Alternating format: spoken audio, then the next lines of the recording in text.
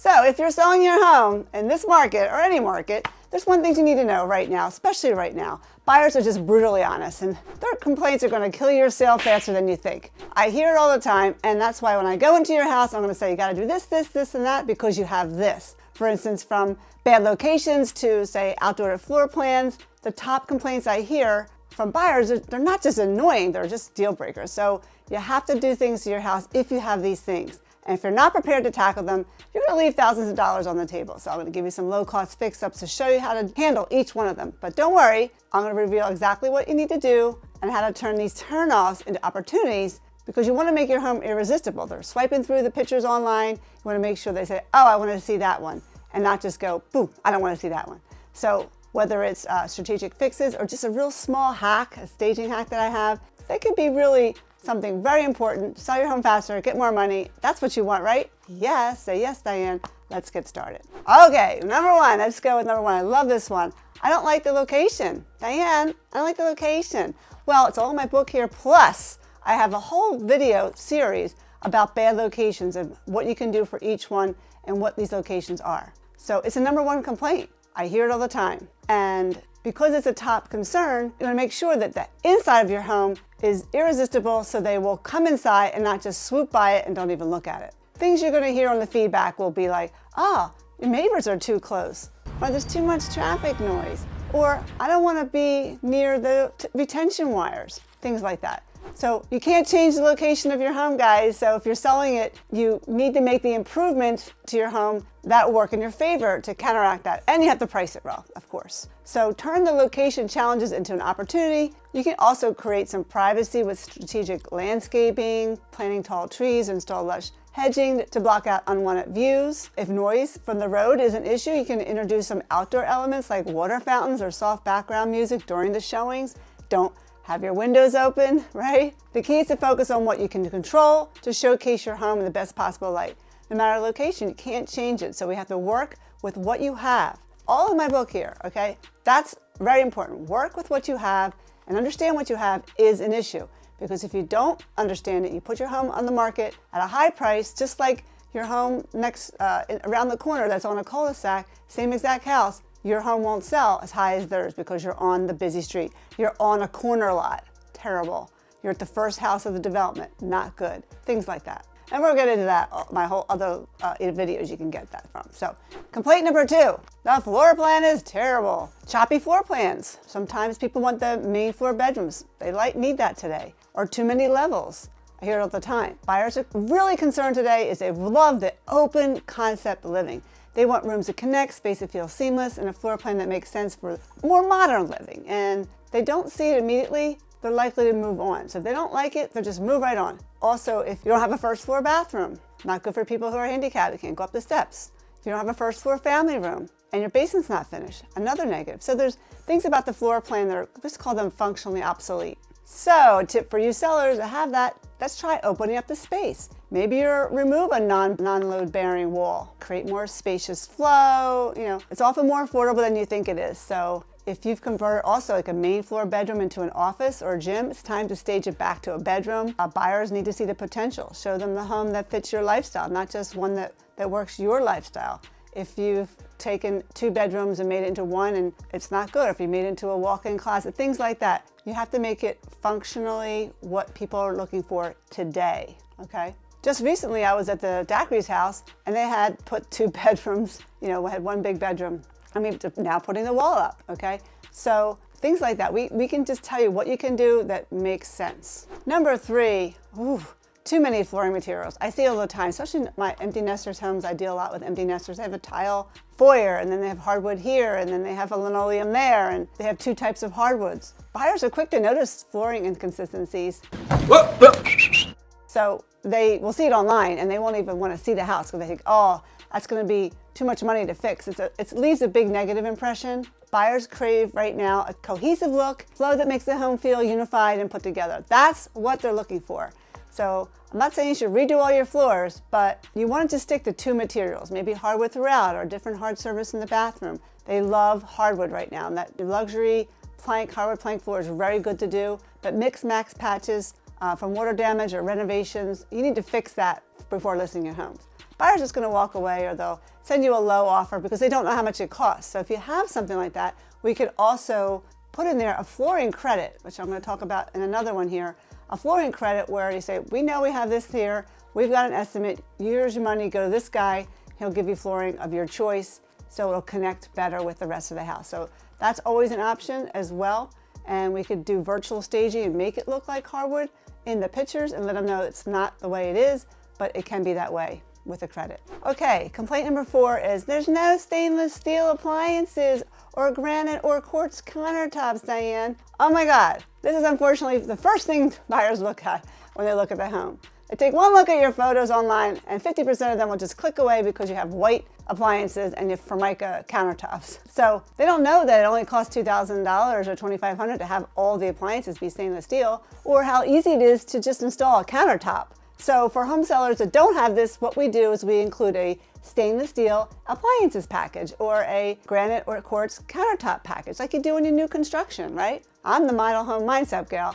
So I always give them choices for new countertops, and I take the credit, and what they do is they take the credit and they go to the store, they pick out what they want, and we leave them samples, things like that. I can't believe I have to make this as one of the things, but it is, people are just that way. There's the young kids today, they expect things because they see all this new construction and it looks like that, and their friends have it and they want it too. Next, number 5, I hate the paint color, Diane. Well, this is another one that gets me a little upset. That's why we paint most of our homes that we list a neutral color. Different paint colors and wrong paint colors, it might seem a minor thing, but trust me, the wrong paint color can be a deal breaker.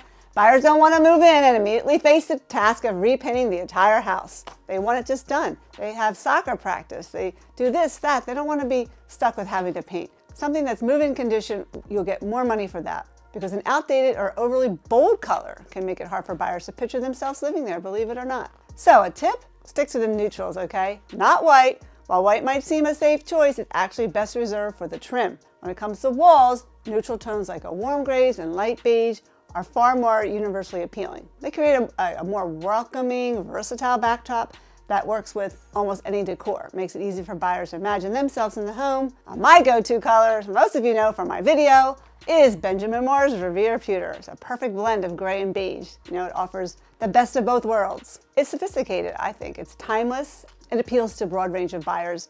They love the color. So painting your walls in the right neutral shade can be the game changer that seals the deal for the buyers. Don't give them a chance to hesitate. Set the stage for an easy yes, because you got to get them in the door first. If they see the pictures, all these different colors, they're going to be like, ugh, I don't want to do that.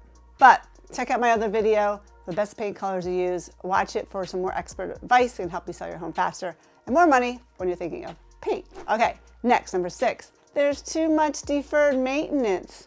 Well, buyers are sharp today. They quickly spot things like an aging HVAC system or a leaky roof or fogged up windows. These red flags immediately raise concerns like, why should I pay full price when I have to shell out for these major repairs? That's why we handle these things ahead of time.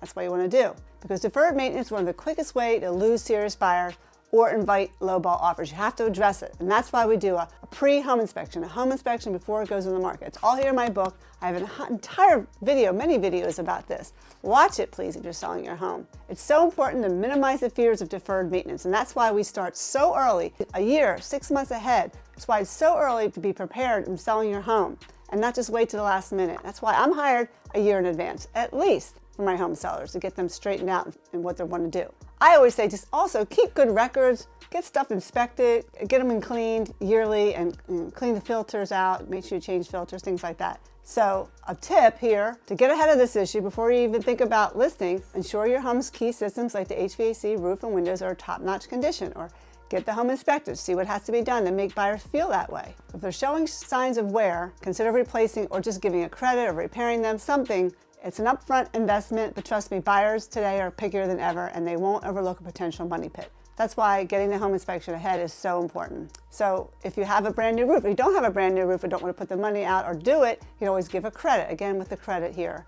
Get an estimate, give a credit, and make the house feel like, oh, I'm going to walk in, I'll have a new roof when I walk into the door. It reinforces that your property is worth top dollar when you give them money for things. They want move-in ready. They don't want a project. So if you learned something new today from this video, smash the like button. Give me a nice subscribe, because I'm trying to get to 600 subscribers. I'm almost there for the end of the month. I do have a bonus tip for you today. Just get my book. Email me for a copy and go below. It's all here. These are things you need to be doing before your home goes on the market, at least a year before, and hiring your realtor. If you don't have one, just go down below. I have an agent finder. I can find you somebody who's going to do what I do. It's hard to find, but I will do it for you because we're very unique. Okay, complaint number 7. Has the house been repiped? Now, not so much around here. I hear about that, but in regions where plumbing problems like pinhole leaks or slab leaks are all too common, this is a major concern for buyers. The last thing they want to do is move in and face costly, disruptive repiping work. So, for a tip, be proactive. Get your home pre-inspected. If piping hasn't been replaced, it might get ahead of the issue. Start getting a professional quote up front. Show buyers you have an estimate for it, that you've done your homework, and you're transparent about the situation.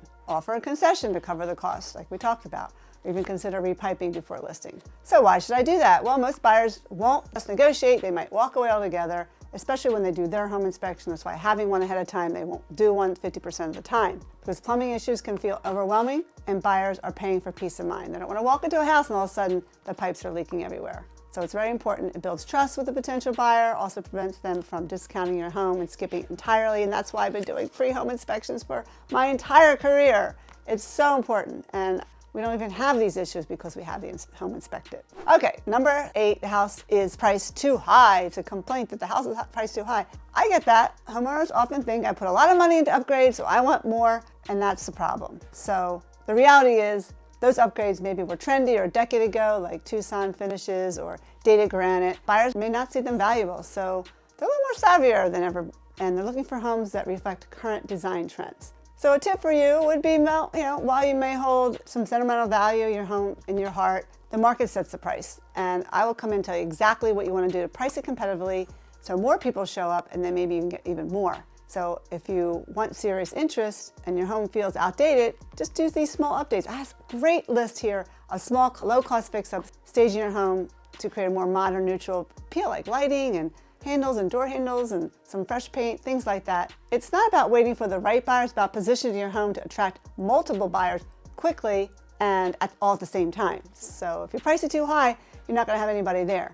They're going to go on the people who are expecting a $500,000 house and you listed $500,000, they're just going to click over because they're looking for a $500,000 house. That actually is a $500,000 house. So don't overlook this. So there you go. There's some great tips here today. I covered some game-changing insights for you. They're most common buyer complaints, and now you're armed with solutions to tackle them and also get a free copy of my book. Remember, selling your home is about making it stand out and shine with the rest. And if you address these concerns, you're not just fixing problems, you're creating a space that buyers will fall in love with. They're never going to see your house because they're going to click right through it online and then I'm going to come inside. So take these tips seriously. Watch how they transform your selling experience.